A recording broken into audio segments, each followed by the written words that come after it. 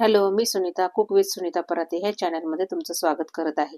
आज आपण बनवणार आहोत ढाबा स्टाईल आलूचे पराठे म्हणजे बटाट्याचे पराठे.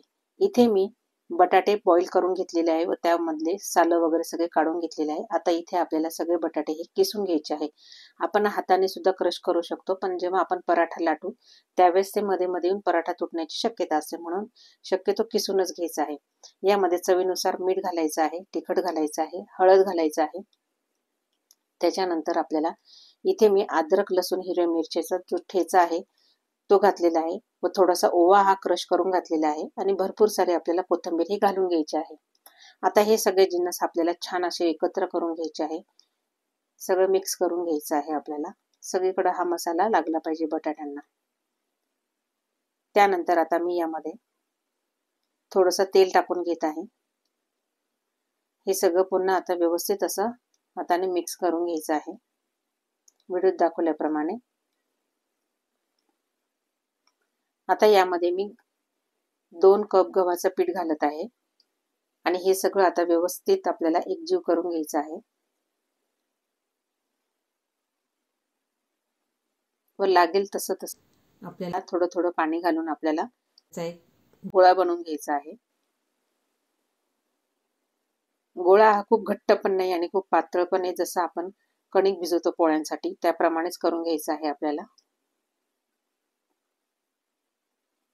एकदम छान असं व्यवस्थित थोडं थोडं पाणी मिक्स करून आपल्याला हा गोळा तयार करून घ्यायचा आहे. छान अशी ही कणिक भिजवून घ्यायची आहे. बघा असा छान हा गोळा तयार झालेला आहे. आता याला छान असं तेल लावून आपल्याला व्यवस्थित पुन्हा एकसारखं करून घ्यायचं आहे. आता याला थोडंसं 10 मिनिटं रेस्टिंगला ठेवायचं आहे. यानंतर आपल्याला जो आपण गोळा तयार केलेला आहे त्यामधून थोडेसे गोळे घ्यायचे आहे व थोडंसं लाटून आपल्याला त्यावर तेल टाकून थोडंसं गव्हाचं पीठ आपल्याला भुरकवायचं आहे. याने आपल्या पराठ्याला छान लेयर्स पडतात. बघा अशा प्रकारे आपल्याला मग पोळीची पुन्हा अशी घडी घालून घ्यायची आहे व पराठा असा हलक्या हातानेच लाटायचा आहे. जास्त पातळही नाही व जास्त जाडही नाही, असा मीडियम आकाराचा असा व्यवस्थित लाटून घ्यायचा आहे. पुन्हा एकदा मी असंच लाटून दाखवते तुम्हाला. बघा व्हिडिओत दाखवल्याप्रमाणे गोळा लाटून घ्यायचा आहे व त्यावर आपल्याला तेल लावून चांगलं भुरकवून घ्यायचं आहे व पुन्हा आपल्याला घडी घालून असं व्यवस्थित पुन्हा हा पराठा व्यवस्थित हलक्या हाताने हा लाटून घ्यायचा आहे. जर आपल्याला जर पिठाची गरज पडली तर पीठ लावून देखील आपण हा हलक्या हाताने छान असा लाटून घ्यायचा आहे. बघा आता दुसरा पण पराठा झाला आहे. आता हा पण पराठा आपण तवा गरम करायला ठेवलेला आहे व त्यावर टाकून घ्यायचा आहे. एक साईड शेकून झाल्यानंतर दुसरी साईड आपल्याला शेकून घ्यायची आहे व त्यानंतर आपल्याला छान असं त्यावर तेल टाकून घ्यायचं आहे. खमंग असा हा पराठा आपल्याला भाजून घ्यायचा आहे.